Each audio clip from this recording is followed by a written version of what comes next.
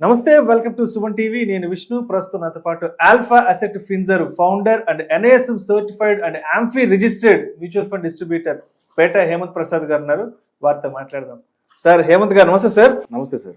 Welcome to Suman TV. Thank you sir. So Hemanth గారు, ఈ వీడియోలో కాస్త డీటెయిల్డ్ గా first house versus second house investment point of వ్యూలో కరెక్టా కాదా అని దాని గురించి కొంచెం మాట్లాడుకుందాం. డెఫినెట్ గా సార్. సార్, చాలా మందికి ఒక ఓన్ హౌస్ అనేది ఉంటుంది, ఒక సొంత ఇల్లు ఆల్రెడీ ఉంటుంది, ఒక ఎగ్జిస్టింగ్ హౌస్ ఉంటుంది. అవును సార్. సరే, చేతిలో డబ్బులు ఉన్నాయని చెప్పు, లేదంటే ఇంకేదైనా స్థలమో పొలమో అమ్మినప్పుడు కొంత క్యాష్ అనేది చేతికి వస్తుంది. సరే, కొంత క్యాష్ చేతిలో పెట్టుకొని బ్యాంక్ నుంచి కొంత లోన్ అమౌంట్ తీసుకొని ఇంకొక సెకండ్ హౌస్ అక్కడ కన్స్ట్రక్ట్ చేసేసి దాని కన్స్ట్రక్షన్ పూర్తయిన తర్వాత దాన్ని రెంట్ కి ఇచ్చేసి నెలకు ఒక 20,000కో 30,000కో రెంట్ ఇచ్చేసేస్తే ఆ దాని మీద వచ్చే రెంట్ ని మనం EMI లో కన్వర్ట్ చేసేసుకుని, సో ఒక సెకండ్ హౌస్ ని కూడా మనం ఏర్పాటు చేసుకుందాం అన్న ఆలోచనలో చాలా మంది ఉంటారు. కాబట్టి సో ఆల్రెడీ ఒక ఇల్లు ఉన్న వాళ్ళు మరి చేతిలో ఉన్న డబ్బును తీసుకెళ్లి, అదేవిధంగా బ్యాంకు నుంచి కొంత లోన్ అమౌంట్ తీసుకెళ్లి మరి ఇంకొక ఇల్లు కట్టి దాని మీద వచ్చే రెంట్ ని మరి లోన్ గా కన్వర్ట్ చేసుకుని మరి EMI గా పూర్తి చేసి మరి ఆ ఇంటిని సొంతం చేసుకోవడం అనేది అది కరెక్ట్ ప్రొసీజర్ అంటారా? సో ఆ విధంగా చేయడం కరెక్టేనా? అదే సార్. సార్, చాలా మందికి ఆల్రెడీ ఒక ఇల్లు ఉంటుంది సార్, ఓన్ హౌస్ ఉంటుంది. సో సెకండ్ హౌస్ కూడా కొంతమందికి ఉంటుంది. సో మూడోది కూడా ఒక ఇల్లు కొని మనకి ఎలాగో లోన్ ఎలిజిబిలిటీ ఉంది కదా, లోన్ తీసుకొని ఆ వచ్చే రెంట్ ఏదో EMIకి అడ్జస్ట్ చేసేసి ఎలాగోలా మనకు పే చేసేస్తే సో అక్కడ మనకు అసెట్ అనేది మనకు మిగిలిపోతుంది కదా అని అట్లా అనుకుంటూ ఉంటారు. అది జనరల్ సార్, జనరల్ గా.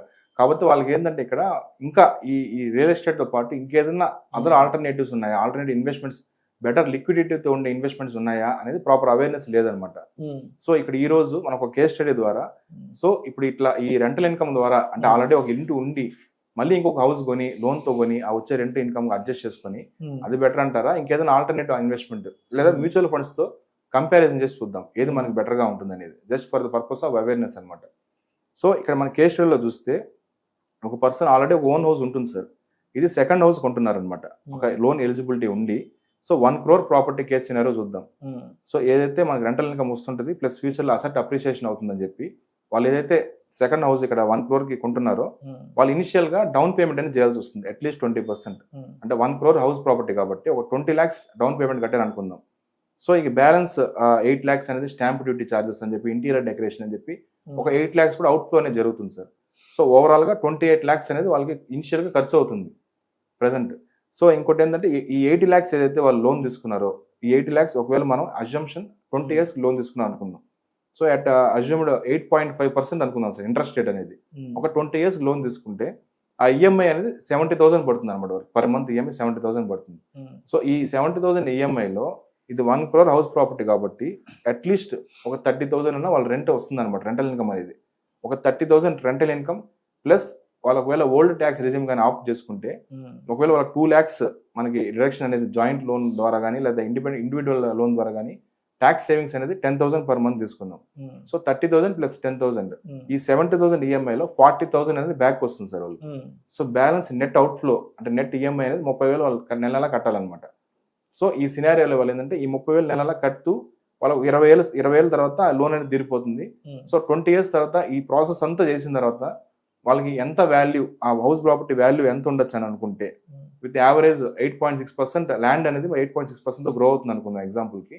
సో బిల్డింగ్ అనేది 2% డెప్రిషియేషన్ అవుతుంది అనుకుందాం ఎగ్జాంపుల్ కి. సో ఈ సినారియోలో చూసుకుంటే 20 years తర్వాత హౌస్ 1 crore ప్రాపర్టీ అనేది 4 crores అవుతుంది అనమాట ఎగ్జాంపుల్ కి. సో ఇప్పుడు ఈ సినారియో చూద్దాం సార్, మ్యూచువల్ ఫండ్స్ చూద్దాం. ఇప్పుడు అలానే ఇప్పుడు ఎట్లా అయితే వీళ్ళు 28 lakhs అనేది ఇక్కడ ఫస్ట్ మనం లంసమ్ గా ఇన్వెస్ట్ చేశారు సార్, అదే లంసమ్ ఇన్వెస్ట్మెంట్ వాళ్ళు ఎట్లయితే చేసేసారో సైకలాజికల్ గా. సో ఒకవేళ ఆ 28 lakhs అనేది లంసమ్ గా ఇన్వెస్ట్ చేశారు అనుకుందాం. సో ఇక్కడ ఏదైతే ఈ 70,000 EMIలో 40,000 బ్యాక్ వచ్చింది. సో నెట్ గా నెలల 30,000 అనేది EMI పే చేస్తున్నారు.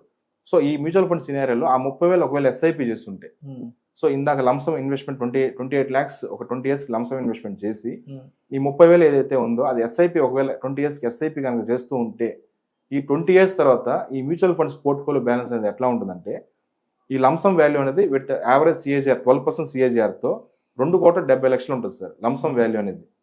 సో SIP వాల్యూ చూసారనుకోండి విత్ 13% SIP అంటే మనకి యావరేజింగ్ బెనిఫిట్ అంత ఉంటుంది కాబట్టి నిఫ్టీ 50 రోలింగ్ యావరేజ్ కూడా 30% యావరేజ్ సిఏజర్ అనేది వస్తుంది అనమాట.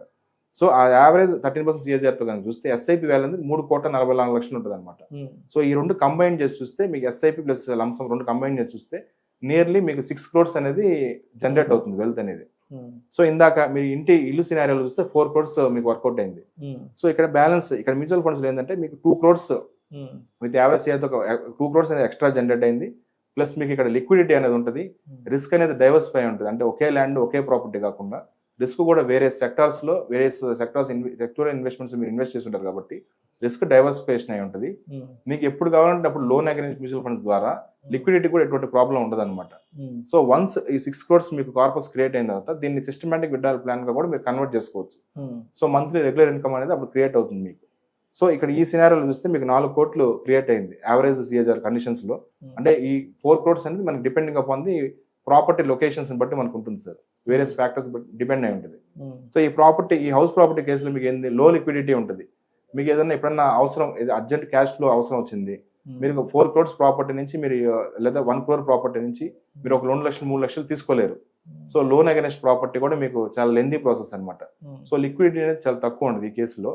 సో మీకు ప్రాపర్టీ రెంట్ కి ఇచ్చేది కాబట్టి మీకు ఆ టెనెంట్స్ డ్యామేజ్ చేసే అవకాశం ఉంటుంది, ప్లస్ మెయింటెనెన్స్ ఎక్స్పెన్సెస్, సో ఇవన్నీ బిల్డింగ్ డెప్రిసియేషన్ ఉంటుంది. సో ఇవన్నీ ఉంటాయి సార్. సో ఆల్రెడీ ఒక ఓన్ హౌస్ ఉండి మళ్ళీ ఇంకొక హౌస్ తీసుకోవాలనేది అది వాళ్ళ ఎవరి ఇండిపెండెంట్ డెసిషన్ వాళ్ళది. సో నేనేం చెప్పాలనుకుంటున్నా అంటే మీకు ఓన్లీ రియల్ ఎస్టేట్ ఇన్వెస్ట్మెంట్స్ కాకుండా ఇంకా మీకు ఆల్టర్నేటివ్ ఇన్వెస్ట్మెంట్స్ అనేది ఉన్నాయి, అంటే మ్యూచువల్ ఫండ్స్ అట్లాంటివి ఉన్నాయి. సో మీ పోర్ట్ఫోలియోలో డిఫరెంట్ ఇన్వెస్ట్మెంట్స్ పెట్టుకున్న దాని వల్ల మీకు ఒక్కొక్క అసెట్ అనేది ఒక్కొక్కలా పర్ఫార్మ్ చేస్తే మీ పోర్ట్ఫోలియో బ్యాలెన్స్డ్ గా ఉంటుంది అనమాట. సో నేను జనాలకి ఓన్లీ ఈ ఇన్వెస్ట్మెంట్స్ కాకుండా ఇంకా వేరే ఇన్వెస్ట్మెంట్స్ ఉన్నాయని ప్రాపర్ అవేర్నెస్ మీ ద్వారా నేను తెలియజేస్తున్నాను sir. Right sir. So conclusion గా ఏం చెప్తారు మరి? So first house versus second house investment point of వ్యూలో డెఫినెట్ గా సార్ అదొక ఇండివిజువల్ డెసిషన్ బట్టి ఉంటుంది. సో ఒకవేళ ఎవరైతే మాకు రియల్ ఎస్టేట్ కావాలనుకున్నా డెఫినెట్ గా వాళ్ళు రియల్ ఎస్టేట్ కి మళ్ళీ సెకండ్ హౌస్ కి వెళ్తారు సార్. ఎవరైతే ఇంకేదైనా అదర్ ఇన్వెస్ట్మెంట్స్ ఏదైనా ఉన్నాయని థింక్ చేసే వాళ్ళు ఎవరైతే ఉంటారో వాళ్ళు ఈ డెసిషన్ ద్వారా ప్రాపర్ అవేర్నెస్ వచ్చి సో ఇది కూడా ఉన్నాయి మనం ఒకసారి చూద్దాం దాని గురించి తెలుసుకుందామని వాళ్ళకి రిస్క్ ప్రొఫైల్ బట్టి ఫైనాన్షియల్ గోల్స్ అసెస్ చేసుకుని ఎవరైతే ఆంఫ్ రిజిస్టర్డ్ మ్యూచువల్ ఫండ్ డిస్ట్రిబ్యూటర్ ని అప్రోచ్ అయ్యి లేదా సెబీ రిజిస్టర్డ్ ఇన్వెస్ట్మెంట్ అడ్వైజర్ ద్వారా అప్రోచ్ అయితే వాళ్ళు ప్రాపర్ గైడెన్స్ అనేది తీసుకొని వాళ్ళు ఏ ప్లాన్ ఇంప్లిమెంట్ చేస్తే వాళ్ళకి బెటర్ గా ఉంటుందో వాళ్ళు అసెస్ చేసుకొని వాళ్ళు ప్రొసీడ్ అవ్వచ్చు అనమాట. Right sir. మరి ఏదైనా ఫైనాన్షియల్ ప్లాన్ కి సంబంధించి మిమ్మల్ని అప్రోచ్ అవ్వాలి అంటే ఎలా కాంటాక్ట్ అవ్వాలి సార్? డెఫినెట్ గా కింద స్క్రోల్ అవుతున్న నెంబర్ కాల్ చేస్తే నేను డెఫినెట్ గా as AMFI registered mutual fund distributor నేను డెఫినెట్ గా ప్రాపర్ గైడెన్స్ అనేది వాళ్ళకి ఇస్తాను sir. Right sir. Thank you so much Hemanth Prasad గారు. Sir thank you so much sir.